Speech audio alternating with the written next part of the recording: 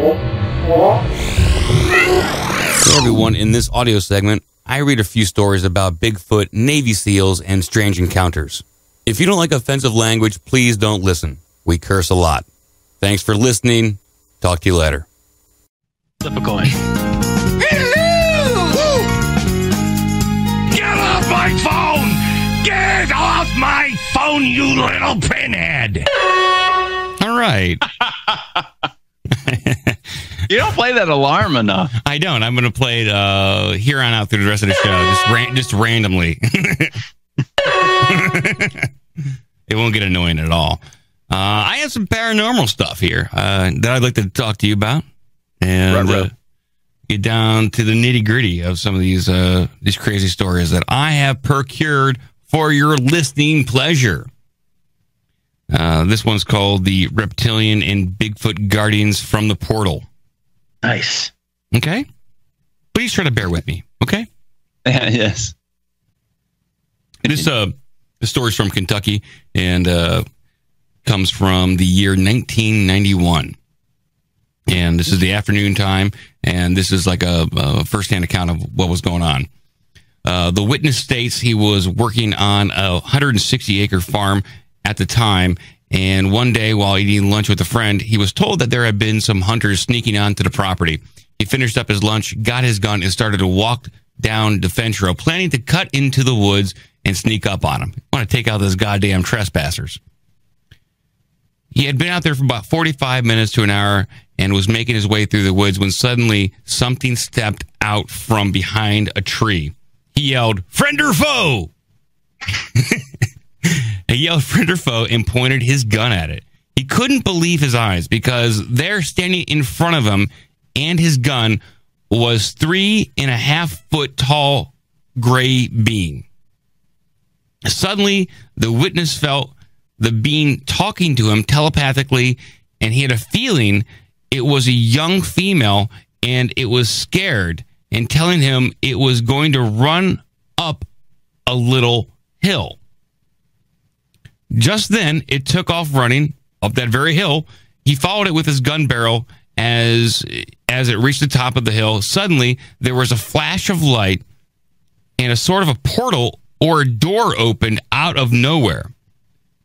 It was about 4 feet wide and probably 8 feet tall. It was brightly lit inside, and he could see the little being standing in it.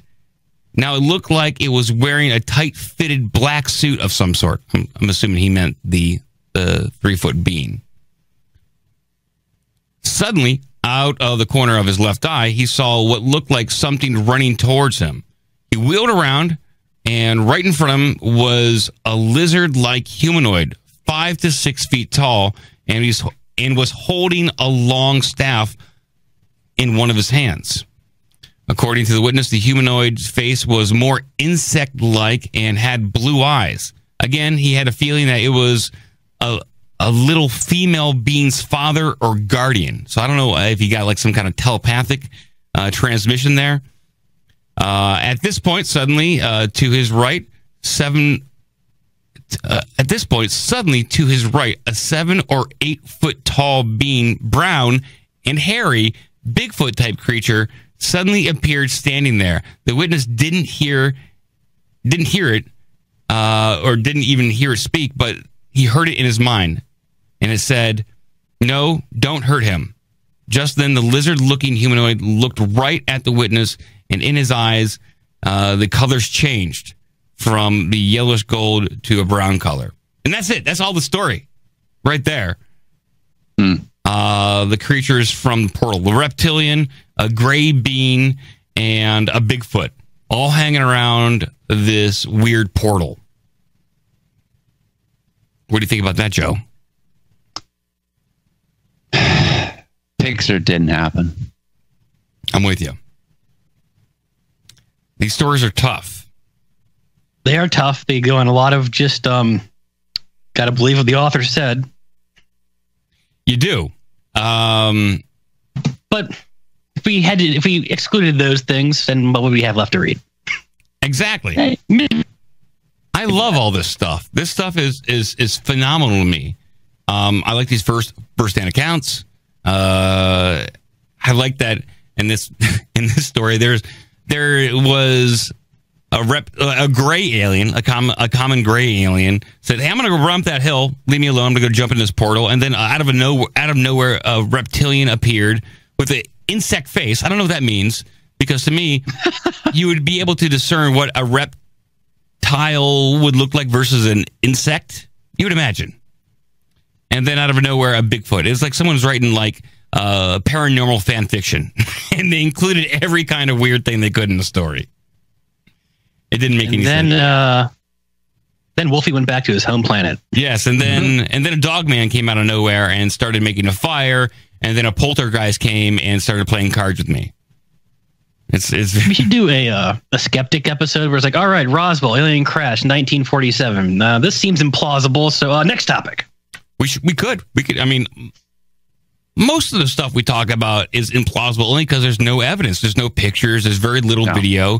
And the stuff that is being spread around that, like Secure Team 10 or whatever on YouTube, it's fucking fake. You know, there's not a lot of good evidence out there when it comes to this cryptozoology shit. The most concrete stuff you have is like the disappearance of people, which is missing 411, which is the absence of people being around. You knew someone was there and now they're gone. And what happened to them? Yes. It's all speculation after that. That's evidence being based on the absence of evidence. I have evidence that I knew a person named Steve, and now Steve's shoes are here, and I don't have a Steve. So the lack of evidence of Steve is now evidence of something else. I like the missing 411. That's one of my favorites on the paranormal segments. All right, I have another story here for you. This is U.S. Special Forces hunt killer Bigfoot in North Carolina. Oh man, I want some art for this. All right. Now this came in. This is from phantomsandmonsters.com. They received a letter from a person claiming to be a former Special Forces operative regarding a mission he was on back in the early 90s. Okay. In the early 90s, I was with the teams in the Navy. We were sanctioned by an alphabet government agency to put a stop to several aggressive Sasquatch in the high country in western North Carolina. We all thought it was a joke at the missions briefing, but it was no joke. My partner in our team of 12 was a swim buddy. Time out. Mm-hmm. Where's this from? The article? Yeah, where's it coming from? Phantomsandmonsters.com. Just go on. It's a step up from Ghost Theory. What, you don't think it's like CNN.com? This is not Fox News? Where I wouldn't trust CNN either. Trust me. No. This is written by Fareed Zakaria. My partner in our team of 12 was my swim buddy. He was a Native American. This man wasn't scared of anything. Before we were ordered to go out during the briefing, all of these agents were showing us slides of what these creatures did to people, adults and children alike, as well as the damage done to vehicles and homes. Anyway, my buddy turned white with sheer fear. He told me, "This is bad, really bad." When we arrived in the little mountain village town, the sheriff met us. He told us that he'd never been so happy to see us since he'd been in Korea. I'm sorry. He never told us he'd been so happy to see the cavalry since he'd been in Korea. He showed us the actual places where, as he put it, this is where those fuckers, those big hairy demons destroyed this or killed him or her or them or there. My buddy was taking everything in like I never saw him do before. After talking with the sheriff, our lieutenant told us to fire up because we're going out hunting. As we were getting our gear up and ready, my buddy said to me, I always thought my grandfather was just telling us scary stories about he and his brothers when they fought the wild men. Mm-hmm. We started in around 1,400 hours. By 1,600, we found lots and lots of tracks. We started tracking them. We made out at least 7 different individuals. We made first contact around 1930, and it was almost dark. The point man stopped dead in his tracks and spoke into his headset. "I see one. It's fucking huge." the lieutenant said, "If you have a shot, take it." He shot the massive hairy beast with a 7.62 millimeter round, and it acted like a mosquito bite to him. This creature turned around and let out a god-awful roar. Our point man quickly switched to full auto. This time the creature dropped like a rock after 10 7.62 millimeter rounds cut up his chest. Check the generals. Do it from command. Yeah, did you go as soon as the beast dropped? You go up there and feel his balls, or what's going on down there? Who knows? After first contact, the agents radioed in and said they wanted one alive. Our lieutenant told them to go screw themselves. It took 3 days and nights with almost no sleep, but we dropped 7 hairy bastards. We found the missing people, or rather, what was left of them. We had one casualty when our team members was snatched straight up into a tree. There was nothing anyone that could have done for him that night. To this day, thinking of those 3 days sends chills down my spine. You won't find those 3 days in any military record or mission log. Going into the mission debriefing, where normally we were asked thousands of questions about every shot fired, every angle, and every situation that occurred, we simply were told that the past 3 days we were doing rigorous mountain training, and during the training period we lost a man. And with that, the debriefing team stood up and walked out. Now, normally we have an individual debriefing for the whole team, but this was the one and only time where it was just the team. So to answer your next question, 3 days government for. So to answer your question, sounds like you're reading, by the way. I know it does. Yeah, it's not glancing. After 3 days, government agents came in and removed all 7 corpses and flew them out. There you go. In 3 days? Well, they were out in the woods for 3 days hunting and killing these 7 creatures. Yeah, they dump them with Osama off the deck of a battleship. It's very possible. Well, I didn't do that bad. Well, they wouldn't want to enrage the Bigfoot community and make a martyr out of them. So, no, you never know. Could just flare more strife within the Bigfoot community. So here you have a story of what I can only speculate: a 12-member team of Navy SEALs going into a U.S. region to take out 7 Bigfoot. It seems very like Predator-esque, like the movie Predator. You know, where these guys are dropped in and they're briefed, and one of their team members is gone. But they came out with 7 or 3 dead bodies or 7 dead Sasquatch. But why, if this is so out of the ordinary, and I know that they probably all, if this is true, they're all so startled when confronting these Bigfoot or Sasquatch. Wouldn't you think that they would take some hair or something like that, some kind of memento from these killings? A Bigfoot dick? A Bigfoot dick? Wouldn't they chop one of wear it around their necklet or their neck? You know, yeah, like exactly. Like in Apocalypse Now. Apocalypse Now, that's right. Yeah. Bigfoot Now. I mean, there's some kind of Sasquatchalypse Now. Some kind of memento. Some kind of memento you would imagine that they would keep, or not share stories, or share stories with loved ones. Like, why wouldn't this be bigger? This is like the only letter written about this. I don't know. These photos would be leaked. Man. I think there's the Jack Black movie where he went and killed the Minotaur, and he came walking back with his dick, wearing his dick around his neck with his necklace. Now, so why was the Navy SEAL team or the Special Forces team using 7.62 ammo as opposed to 5.56? Isn't the 7.62 the NATO, or is it 5.56 the NATO? There's a 7.62 that's a NATO. It's a higher caliber. I have to look it up.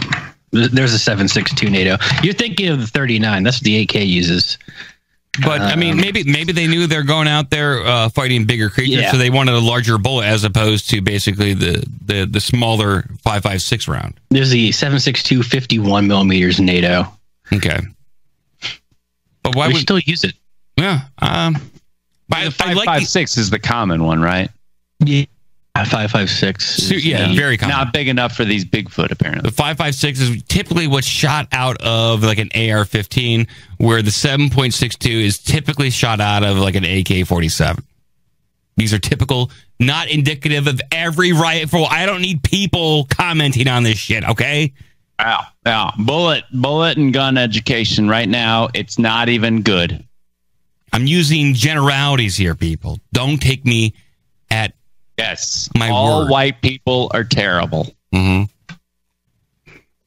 So, Joe, which story do you like better? You like this Navy SEAL story better, or the previous reptilian and Bigfoot going into a portal story? I just wish, I just wish there was like something, like evidence, like, you know, audio, visual, something. There's like, isn't my voice enough? Something.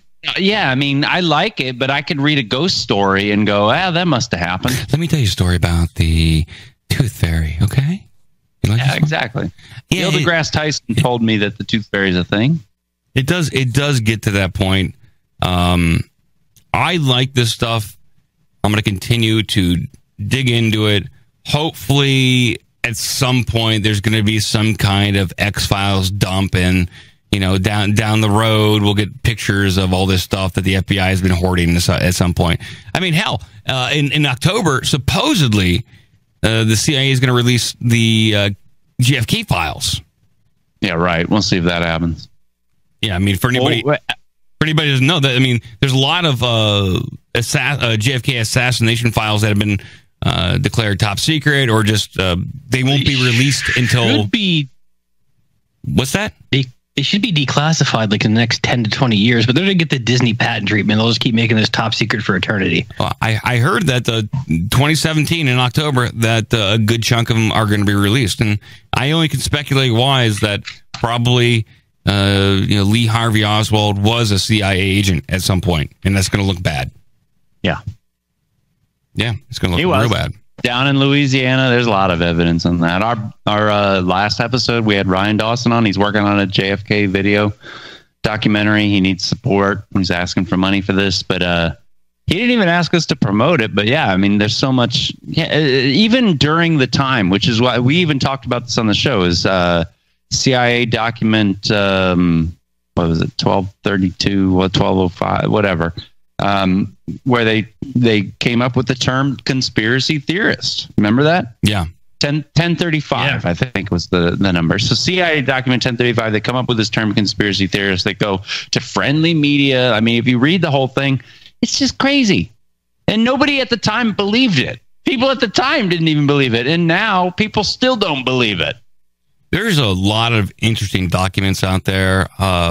Maybe next week I'll read the World War II briefing about how to disrupt and destroy bureaucracies by inserting yourself into one.